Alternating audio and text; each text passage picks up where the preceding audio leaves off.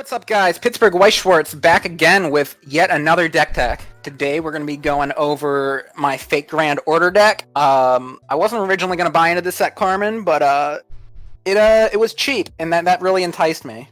This set was came out with little fanfare. Flew under the radar for a bit, yeah. Flew a little bit under the radar, maybe because of some of the current events going on, but regardless, it's a really cool set and really popular franchise, so I want to get a deck tech out there for it. We can go on to the deck overview here. Just a quick reminder, if you guys are here just for like a copy-paste a deck list, please leave us a like on the way out. It really helps us out. And we're going to have this deck list and another in the description below. We're going to have the book bar deck as well down there for you guys to look at. Not enough time to talk about it now, but that's like the other big build for the set. So let's just hop right into it then. Starting off the level zeros. These are going to be our plussing level zeros here. I have 2 copies of this No Butts Ishtar, which is the coin flip. It can pop back to your hand so it doesn't die on the swing back, and then you can pay 1, send it to your waiting room, look at 4 cards to take anything. Nice way to clear a spot on your field for your standby trigger. 2 copies of this Firm Courage Mash. It sits at 4,000 power on your opponent's turn, which is when we need it to be big so it doesn't die, because we can always just side attack on our turn, and it lets us filter out climaxes from our hand to grab any character. And rounding out the plussing level zeros, we got the Ishtar Futaba.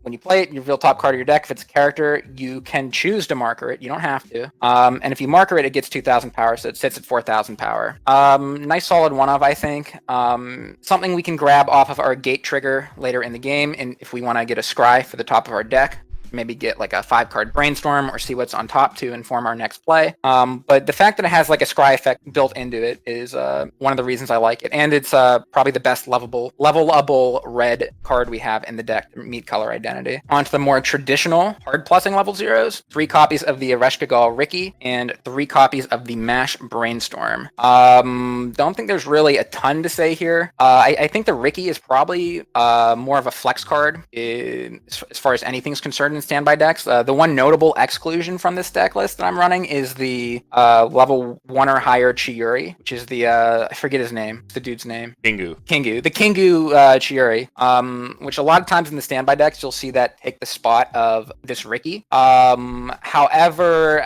I just really didn't feel like I was needing the Chiyuri. I played around with it a little bit and it never felt like the effect was super necessary. And since this is a standby deck that is running a plussing combo at level 1, having the Ricky to be able to grab the combo is preferred in my opinion. And the fact that it mills 2 on play is nice because we're standby deck and have a salvage combo. Moving on to some more level zeros. These are our power pumping level zeros here. 2 copies of this Resilient Heart Romani and 2 copies of this Ereshkigal back row assist that does everything.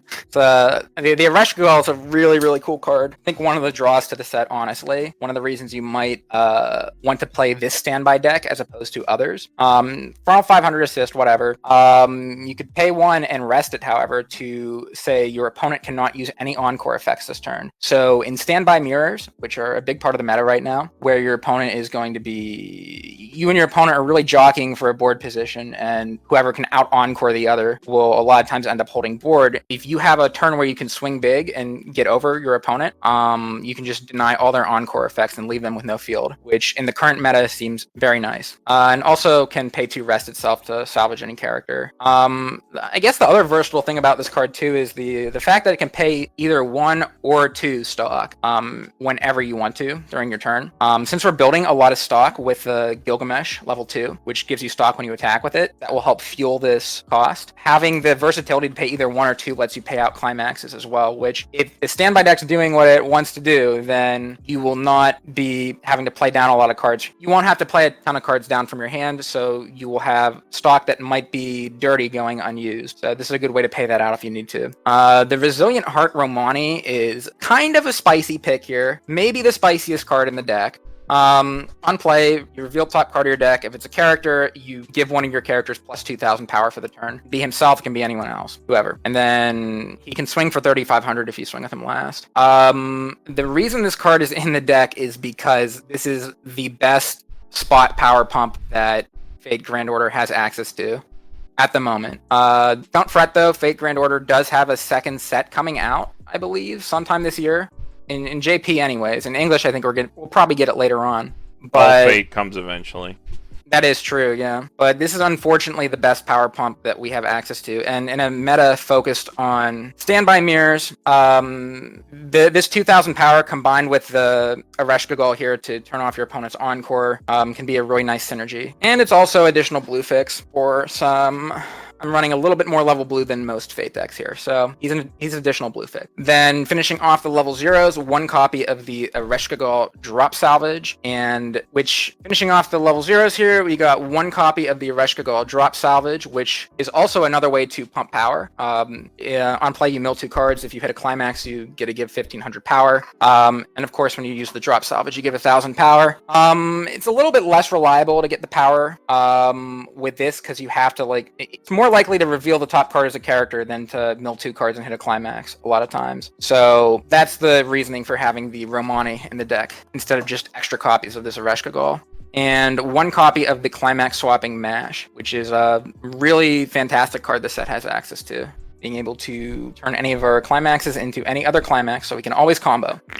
Moving on to level 1s here. Got 4 copies of the Ereshkigal combo at level 1. Very similar, I feel, to the Bunny Girl Senpai combo. I don't know any of those characters' names, but the Panda Girl. Panda Girl combo, where on reverse you get to salvage a card. Kaide, yeah. Usually... So Bushy Road has been somewhat hesitant to print plussing combos on level 1 standby combos, I've noticed. And recently they're starting to print them more. So the fact that we have a standby combo in the set at level 1 that can actually plus is very nice. And it's an on-reverse cigarettes combo. So mill on reverse, mill the top 2 cards of your deck, and salvage a character with level equal to the combined level of the cards milled. The thing that separates this Ereshkigal combo, I think, from some of the other combos, like the Kaide standby combo, is that it gets 1500 power on attack. So since standby isn't a trigger that pumps power, sometimes these combos will be swinging in at really weak amounts of power. But 1500 power from its own effect, and then maybe some additional power pump from your back row, you can actually hit a pretty reasonable power with this and get the reverse. And then not too many more level 1s here, because it's a standby deck focused on level 2 and 3, but we got 2 copies of this Mash Back Row Assist. It gives 1000 power to all of your characters on your opponent's turn only, and can also pay 1 and rest itself to give one of your characters a soul shrinking effect cross turn. There's a few other cards you could run in this deck spot. I know a lot of people like to run the 2-1 Ereshkigal Assist in this deck spot, which gives a global 1000 power as well.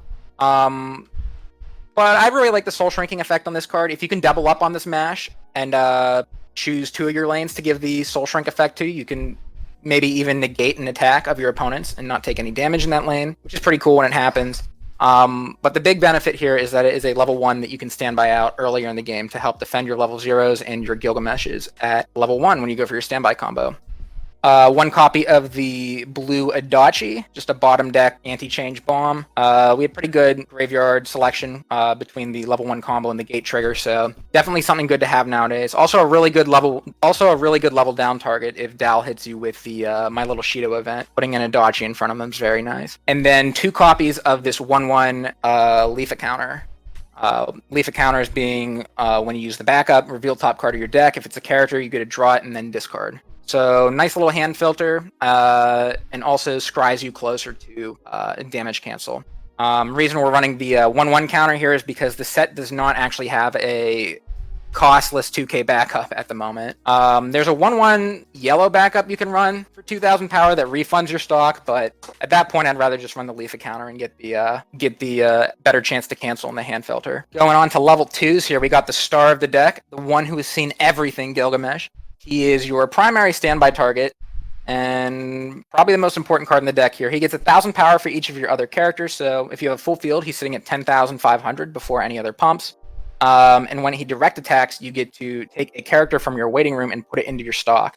So aside from generating extra clean stock for you to fuel your top-heavy game plan, you shouldn't have too much trouble getting this direct attack off. Usually this would be somewhat of a drawback, but the fact that Gilgamesh comes online at level 1 with your standby combo, and you have so many ways to pump power on your opponent's turn, means you should always be winning your lane, hopefully. So you'll always have a direct lane to swing into.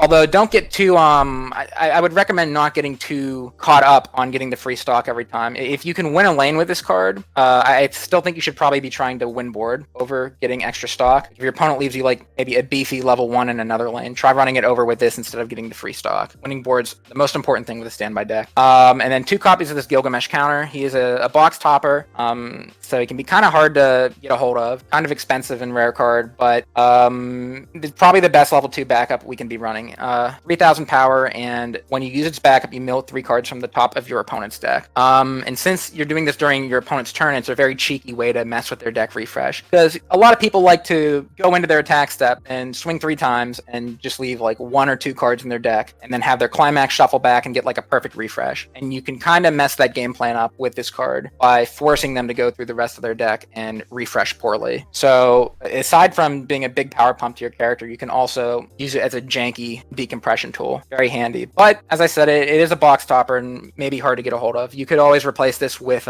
either the 2500 anti-change counter the set has access to, or there is a 3500 counter you can also use as well. I believe both are red. On to some honorary level 2s here. We got the early play Mash and the early play Ishtar. The Mash I particularly like a lot. Very, very good early play profile. Gets 1,000 power for each of your back rows, so it sits at 11k, so it's really strong in the defense. And on play, you can discard a card, heal to stock. So it effectively only plays for 1 stock too, which is really nice. And then 1 copy of this firing a shot at a god Ishtar. This one plays if you have 4 or more characters, you can early play it, and you get a look at top X cards of your deck equal to the number of characters on your field and draw any one of them. Kind of low on early plays in this deck because a lot of time we're going to be sitting on our level 2s for a long time. The Gilgameshes should be holding field going into our first level 2 turn, so maybe we'll have like 1 or 2 spots to put one of these down in, but it's also a good idea to have some open slots maybe to be able to either play a standby climax and get one of your level 3 power pump cards, or just trigger into a standby. So the board can get kind of clogged up, so that's why we don't have too many of these. It's still very good cards and good options to run. Onto the said power pump cards, we got 2 copies of the Grandcaster Merlin and 2 copies of Supporting Comrades Mash. Both of these will give 1,500 power to your entire field. The Mash has to be in your front row, so generally speaking, if you're playing a standby from your hand, you're probably getting the Merlin into an open slot in your back row to pump everyone else. But during your attack phase, if you swing and trigger into a standby climax randomly, the Mash is a very good upgrade to one of your front row characters because it pumps itself as well. And then 1 copy of the Power of a Goddess Ishtar. She is the trial deck off finisher, and when it attacks, you can pay 2 and discard a card to deal 1 damage to your opponent. This kind of fills the same spot as the finisher, and if you want to go to the next slide, Carmen, we have the finisher of the deck here, Goddess of Venus Ishtar.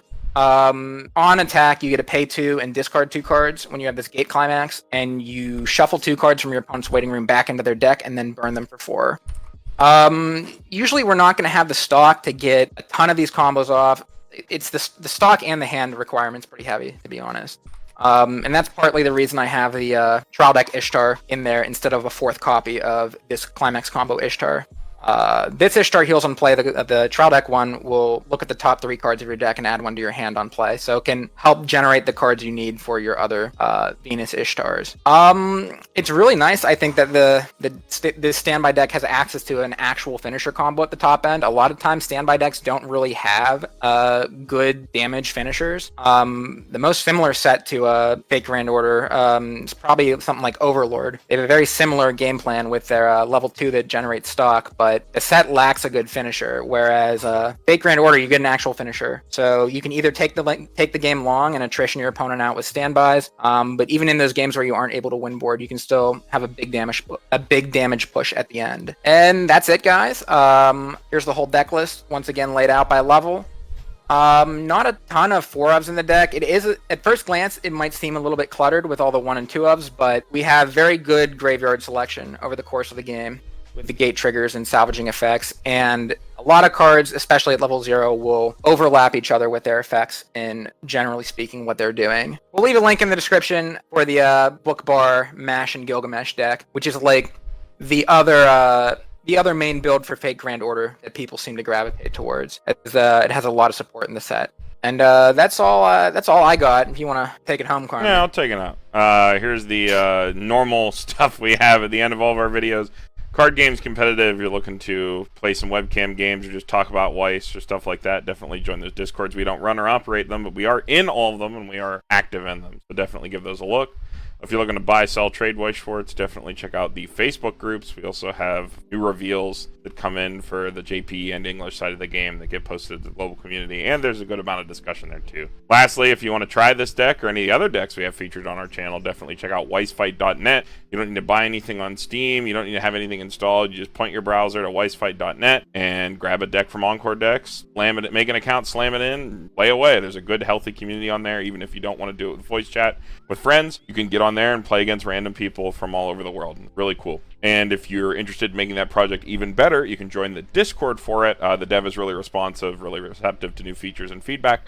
So definitely give that a look as well if you want to help make the project even better. And with that, I think we're done. Pittsburgh Weiss Schwartz signing off. We'll see you guys in the next one.